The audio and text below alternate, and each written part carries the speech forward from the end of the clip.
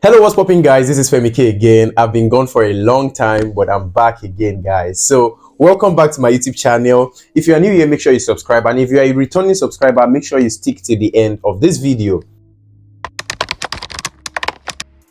So many times I get asked this question: Femikay, how is life after graduation in Russia? So in this video, I'm going to be exploring all the options that we have. So make sure you grab your popcorn and stick till the end of this video. So in Russia, there are two things you can do after graduating. So firstly, you can terminate your student visa and exit, or you can seek other options to stay here.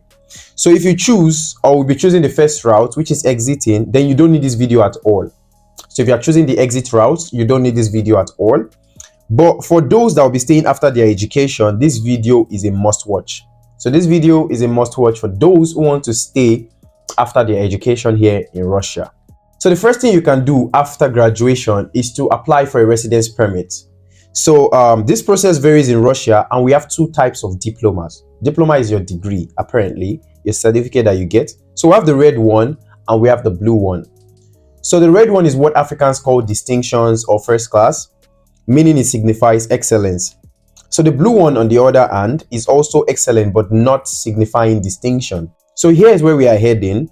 If you have your red diploma, you can immediately apply for a permanent residence, which is called the VNZ.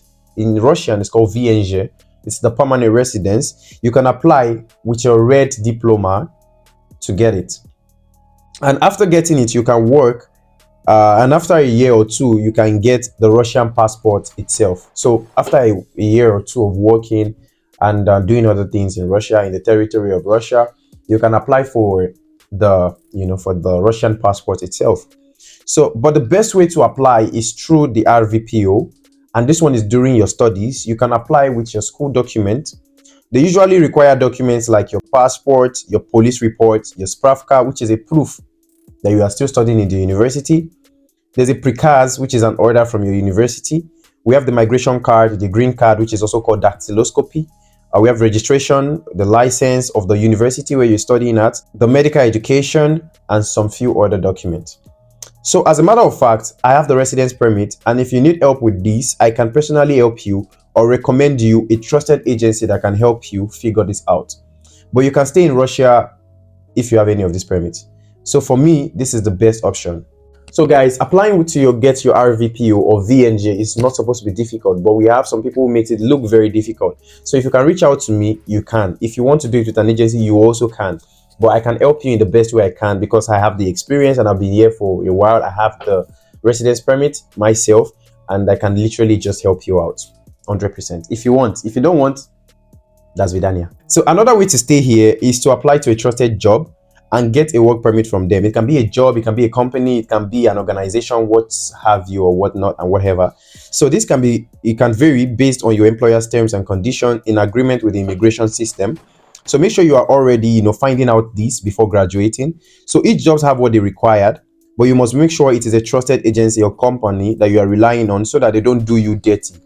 All right. So about this one, it's very important because for some people in the past, they've been done dirty by the agency. Some agency will collect money from you, and they wouldn't do, or they would not do whatever you ask them to do for you. So the truth about all this thing is that you need to be very careful because of the way people are now. So if you want to reach out to me, you can reach out to me, and I can assist you in my own little way. Because as a matter of fact, I've not graduated yet, but I have the experience with a lot of people that have graduated here, and I was able to do my research with them and gather this information, guys. So stick till the end of this video because we still have many more routes for you. So number 3, apply to further your studies. So if you want to stay further and you are not able to achieve any of the above I have listed already, then another option is to apply for further studies. So for some, it may be the BSc, for some, it might be MSc or PhD, or some, it might even be doing the language program again or doing it to just stay. So, but for me, the best option is to get a very cheap university. That's my own option, my own advice, which is to redo the language there till you're able to decide what next to do. So if you can get a university that's very cheap, you can redo the language there, and from there you can be able to decide, okay, what can I do next, what can I do? But the university is cheap, so you don't need to go and start paying for expensive universities when you're not even sure what you want to do next. You get what I'm saying, right? You get it, right? Okay, you get it. So so I can recommend some to you guys if you want, because my agency process them. This is what we do. And or you can do it by yourself. It depends on you. If you want to do it by yourself, if you feel like it's faster or better for you, why not go ahead with it? And if you want us to process this for you, because that's our, what we do, that's our forte, that's our job and all of that, we can do this for you without any hassle. You don't have any problem, because we have the experience in this field already. So it's not an issue. So all in all, I'm just always here to help anybody anytime. You can always reach out to me, irrespective of using my agency or not. Just reach out to me. If I'm less busy, I'll definitely reach out to you too. Reach out to you. All right. So the fourth thing is to apply for a scholarship.